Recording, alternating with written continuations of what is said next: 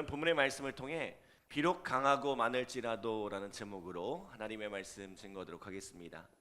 자, 나훔은 아수르의 수도 니느웨를 향한 하나님의 심판에 대해서 말씀하는 책이라고 했습니다.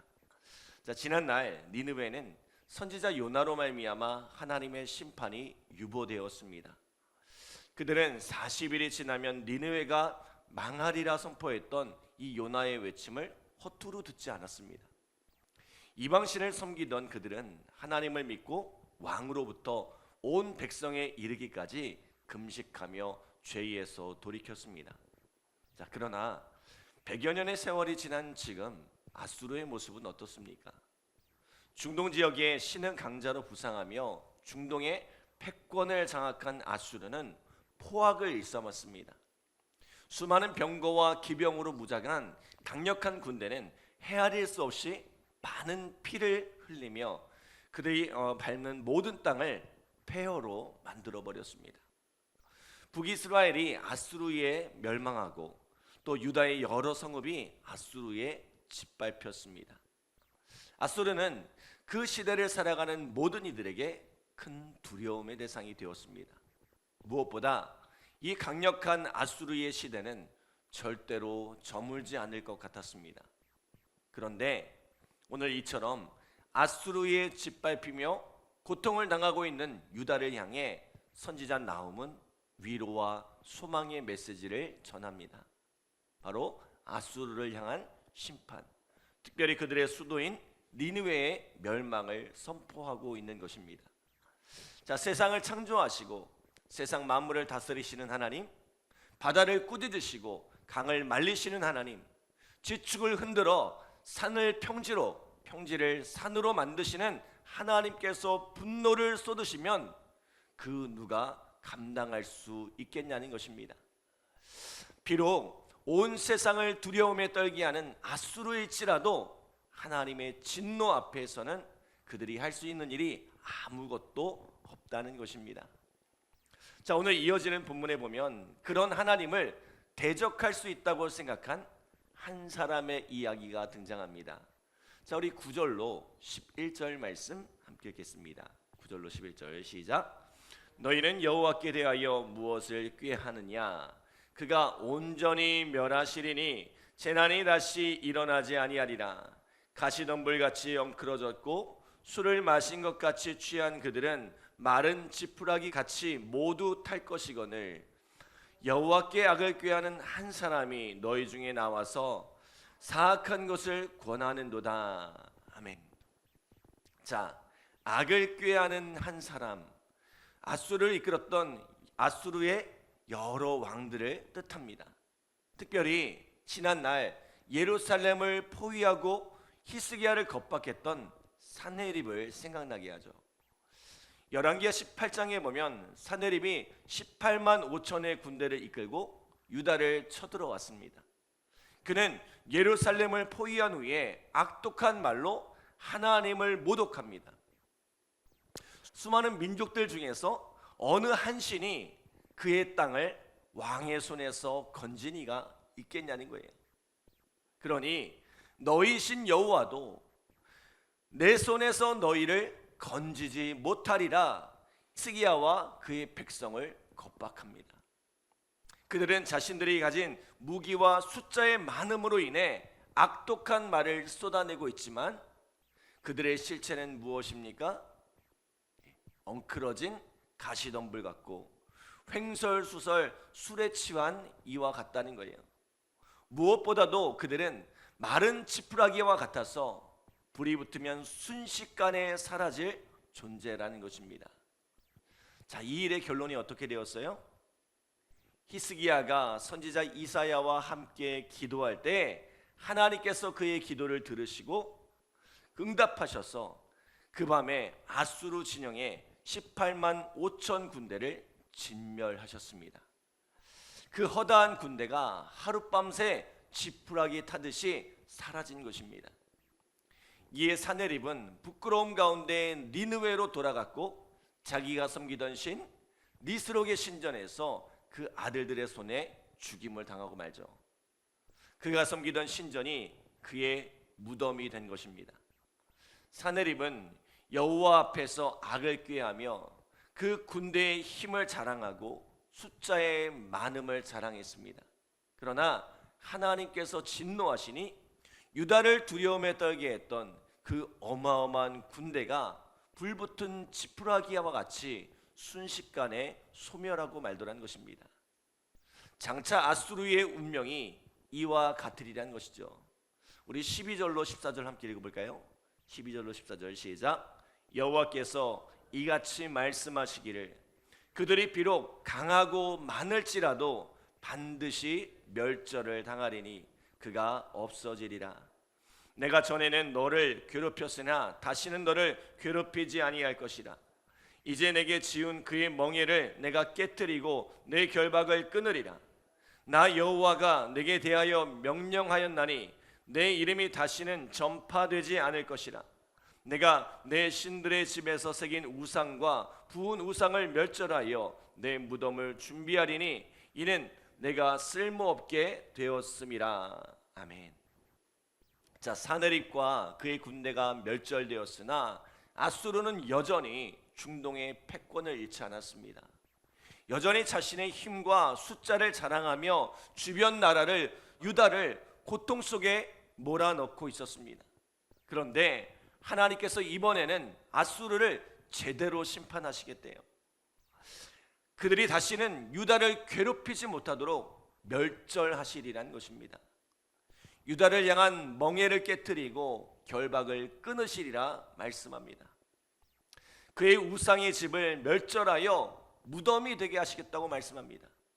지난날 히스기야 시대에 역사하셨던 하나님이 사내립의 18만 5천 군대를 물리치셨던 그 하나님이 오늘 나홈의 시대에도 다시 한번 아수르를 멸절하시겠다는 것이죠. 하나님은 단지 과거에만 역사하셨던 하나님이 아닙니다. 성경 속에서만 역사하시는 하나님이 아닙니다. 하나님은 지금도 살아계신 하나님이시며 여전히 큰 능력을 행하시는 하나님이신 줄 믿습니다. 아니, 그보다 훨씬 더 큰 일을 행하시는 하나님이십니다. 이사야 43장 18절로 19절에 보면 너희는 이전 일을 생각하지 말며 옛날 일을 생각하지 말라. 보라, 내가 새 일을 행하리니 이제 나타낼 것이라. 너희가 그것을 알지 못하겠느냐? 반드시 내가 광야의 길을 사막에 강을 내리니 라고 말씀합니다. 이전 일을 생각하지 말래요. 옛날 일을 생각하지 말래요. 무슨 말씀이에요?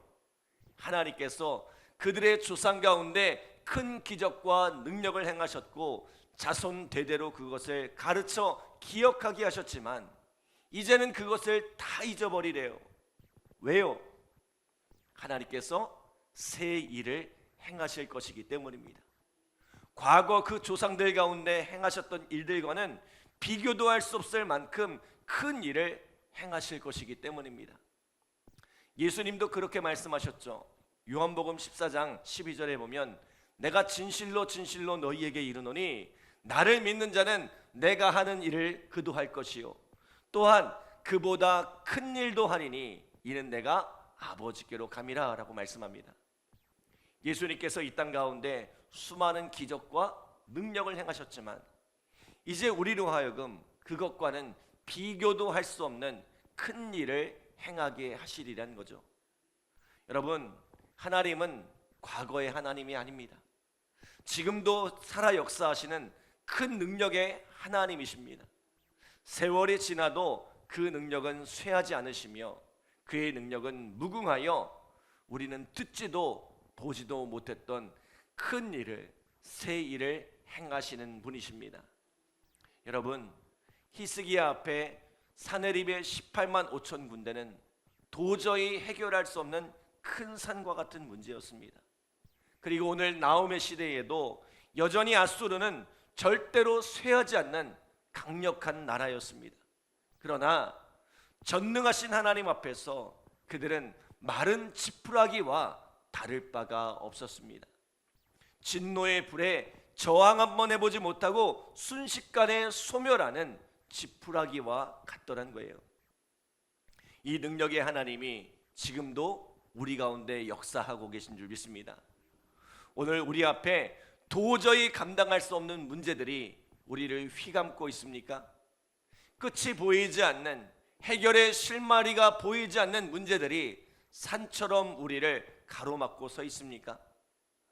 우리에게는 그것이 큰 산일지 모르나 하나님께 그것은 마른 지푸라기 더미에 불과합니다.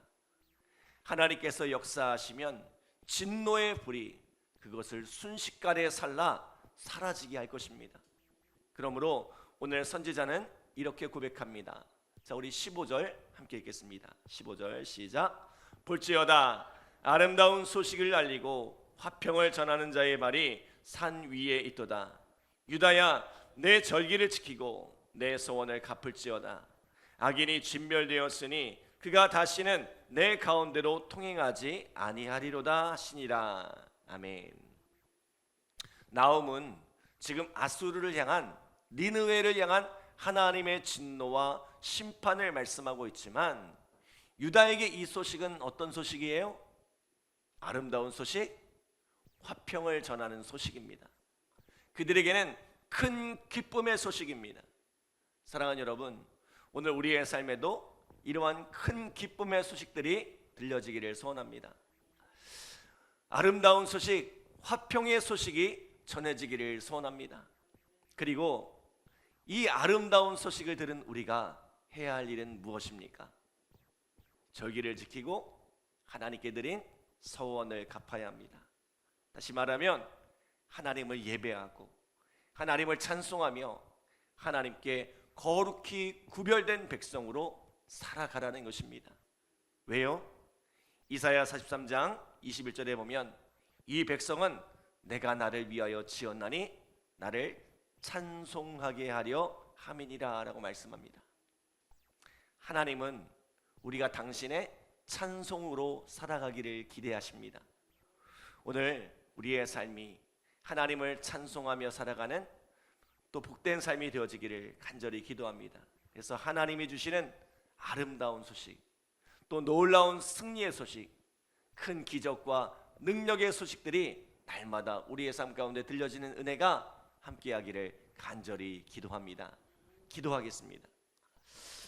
하나님 감사합니다. 오늘 우리에게 귀한 말씀 주시고 또 아름답고 복된 소식을 우리 가운데 들려주심에 감사드립니다. 우리 앞에 그 문제가 크고 강할지라도, 그 수가 많을지라도 하나님이 역사하시면 마른 지푸라기에 불과한 줄 믿습니다. 오늘 하나님께서 오늘 우리 가운데 역사하사 큰 능력으로 일하여 주사 오늘 우리 앞에 있는 이 모든 문제들을 물리쳐 주시고 날마다 승리하며 살아가는 복된 삶이 되어질 수 있도록 주님 역사하여 주시옵소서. 날마다 우리의 입술에 하나님을 향한 찬송이 가득하게 하시고 그 이름을 전파하며 그 복음을 증거하는 오늘 우리의 삶이 되어질 수 있도록 주님 축복하여 주시옵소서. 오늘 이 새벽에도 간절한 마음으로 기도한 우리 성도들 주님께서 응답하여 주시고 또 열매 맺게 하시는 하나님의 귀한 사랑 은혜를 경험케 하여 주시옵소서. 감사드리며 예수님의 이름으로 기도드립니다. 아멘.